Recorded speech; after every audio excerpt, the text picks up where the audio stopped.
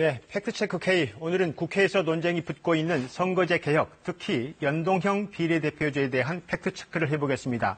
현재 상황을 보면 민주당 등 4당이 연동형 비례대표제를 신속 처리 안건, 이른바 패스트트랙에 올려서 처리하겠다고 하고 있고, 이에 반해서 한국당이 의원 총사퇴까지 거론하면서 반대를 하고 있습니다.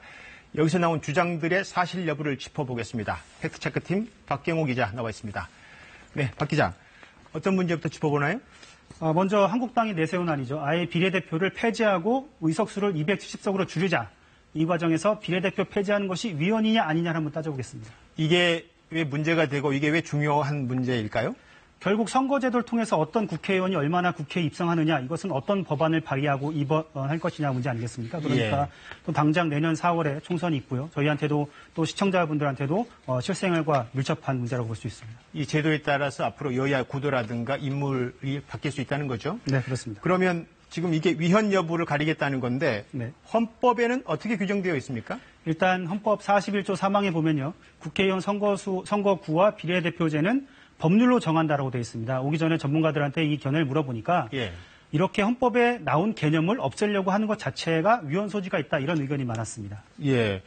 근데 법조문으로만 보면 비례대표제를 법률로 정한다 되어 있고 뭐 시행해야 된다, 이건 또 아니지 않습니까? 이렇게 볼 수 있다는 거죠. 그래서 추가로 저희가 2001년에 그 헌법재판소가 결정한 결정문을 한번 분석해 봤는데요. 당시에는 비례대표제를 규정한 공직선거법, 당시 공직선거법 189조를 위헌 판단했습니다.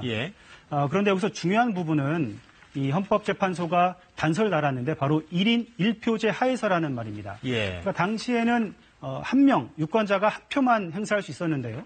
이 한 표를 후보에게 줬는데 과연 그것이 후보가 속한 정당도 지지한 것이냐. 그래서 이른바 전국구 의원을 뽑는 것이 맞는 것이냐라는 논란이 있었거든요. 그러니까 지역구와 비례대표는 다르다, 이런 취지였습니다. 나눠서 표결을 해야 된다. 그렇죠. 그런데 이 점은 지난 2004년에 공직선거법이 개정이 되면서 현행 제도에는 위헌성이 해소됐다, 이렇게 볼 수 있습니다. 약간 종합해 보면 그러니까 비례대표제를 헌법에 규정한 것은 시행을 전제로 한 것은 아니다. 그래서 비례대표제는 헌법에 기반한 것이다, 이렇게 정리는 하긴 할 수 있겠네요. 네, 그렇습니다. 근데 앞에 말씀드린 것처럼 그럼 선거구와 비례대표제는 법률로 정한다고 되어 있는데 그렇다면 시행하지도 않을 선거구의 얘기가 거기서 처음으로 제시가 되지 않습니까? 그러니까 그런 논리는 그렇게 말씀을 드릴 수가 있고요.